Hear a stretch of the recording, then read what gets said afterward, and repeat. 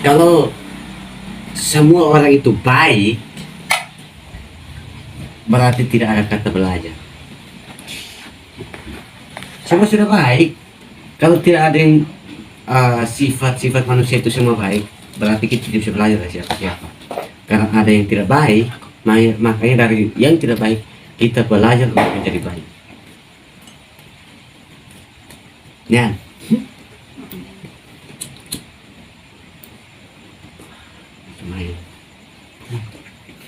Betul metode. Misalkan kalau kita itu tidak ada musuh yang siapa-siapa, lanjut. Kita tidak ada musuh yang siapa-siapa, pasti kita latihan pemalas. Ya, Pak. Tetapi karena ada yang tidak suka dengan kita dan mau menghancurkan kita, di situ kita punya semangat untuk berlatih, berdoa dan berpuasa.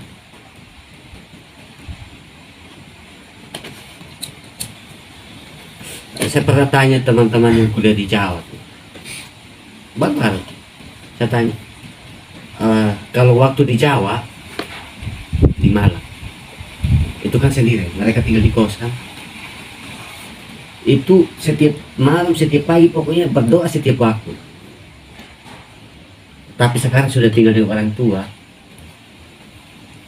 berdoa itu ingat dulu, kadang hanya tanda salib, terus tidur bangun tanda salib.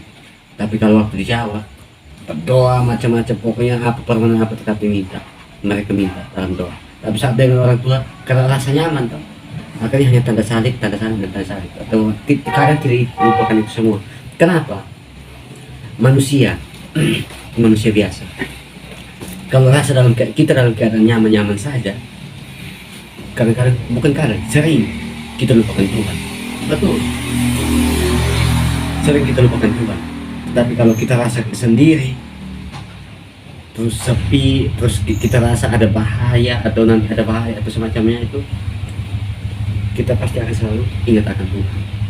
Tapi itu saat ingat Tuhan dalam hal apapun yang terjadi, itu tetap harus selalu berdoa. Kalau kita hanya berdoa saat kita susah atau saat kita sendirian, Tuhan tidak tahu, barangkali Tuhan tertawa sih. Itu normal. Kalau misalkan kalau kita punya kehidupan itu disetir kiri kanan, maju mundur, saya pun tidak terima. Kalau kita punya kehidupan seperti itu, lebih baik kita mati saja. Betul, hidup itu jangan disetir. Kita memang berusaha untuk taat aturan, itu wajib taat aturan. Tapi bukan berarti dalam saya punya kehidupan itu juga orang lain harus atur. Itu saya firman. Kehidupan saya ya kehidupan saya, kehidupan lu ya kehidupan lu. Tadi malam ada seseorang tuh, dia S2 tuh, dia cerita di saya. Dia mengeluh, bukan mengeluh, mungkin cerita saja. Dia bilang dia punya teman kaya, sekolah sama-sama. Dia juga temannya, yang teman saya ini, kalau yang biasa meremehkan dia itu, dia satu angkatan, dia kuliah S1 sama-sama, S2 sama-sama. Tapi setelah S2 sama-sama, mengajar di satu kompleks, di satu sekolah, mereka dua sama-sama. Tetapi yang si kaya ini selalu meremehkan yang, makanya orang itu entahlah dia berada atau tidak, tapi orangnya rendah hati sekali. Nah, ini satu yang si kaya, yang S2, yang si kaya temannya dia itu selalu sombong dan merendahkan temannya ini. Jadi teman tadi mana dia cerita, dia sama saya itu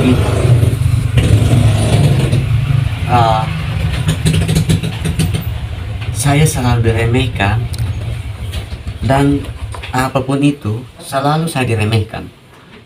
Tetapi saat dia butuh bantuan, selalu ke saya, minta bantuannya ke saya. Tapi setelah saya bantu, dia sombong dan selalu remehkan saya. Itu yang saya bilang begini. Saya bilang, manusia itu kira-kira apa yang kita mau sombongkan?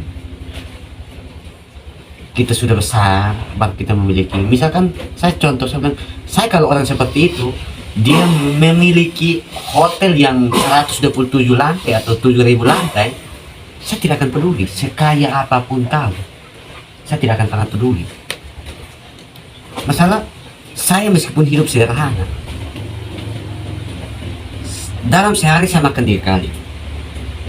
Sekaya apapun kau, dalam sehari pun kau akan makan 3 kali. Iya kan? Sama saja.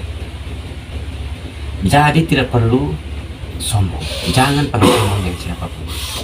Karena di mata Tuhan semua itu sama. Iya kan? Di mata Tuhan semua itu sama. Itu yang saya sempat kasih masukan. Saya bilang orang-orang seperti itu tidak usah peduli.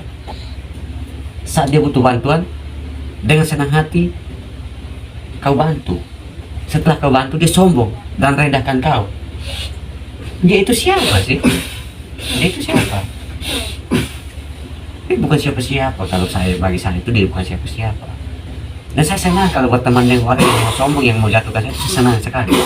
Saya senang. Saya senang bukan karena apa-apa, tapi saya senang karena dengan lu punya cara itu, saya akan semakin dipuji. Betul. Orang yang dikenal sabar, orang yang dikenal rendah hati, kadang-kadang dengan orang-orang seperti itu, orang-orang yang sombong. Kalau semua rendah hati, semua manusia di dunia rendah hati, tidak ada kata rendah hati mungkin. Ya kan? Semua sudah rendah hati kok. Berarti tidak ada kata rendah hati. Kan semua rendah hati. Coba ini kita perlu berpikir lebih jauh kalau sombong seperti ini, perlu berpikir. Makanya jangan sombong. Tetapi dia bilang apa? Yang teman dia punya rendah hati itu, dia punya kerendahan hati, saya akui karena enggak apa-apa. Intinya saya berbuat baik dan terus berbuat baik. Saya bilang, iya berbuat baik sih iya, saya tahu, tapi kita bukan malaikat kan? Kita bukan malaikat, mau berbuat kita itu baik mau seperti apa? Saya bilang tidak ada manusia yang seperti malaikat, tidak ada yang manusia yang sebaik malaikat dan tidak ada manusia yang sejahat iblis. Tidak ada. Hanya manusia itu yang tahu rendah hati. Dia selalu berpikir tentang dunia akhirat. Betul. Apapun yang kita lakukan di dunia pasti akan dipertanggungjawabkan saat akhirat nanti. Selalu berpikir. Makanya saya juga kadang-kadang saya belajar dari dia sih. Dia selalu mengajarkan untuk berpikir positif. Apapun itu selalu berpikir positif. Berpikir negatif itu tidak menguntungkan sama sekali.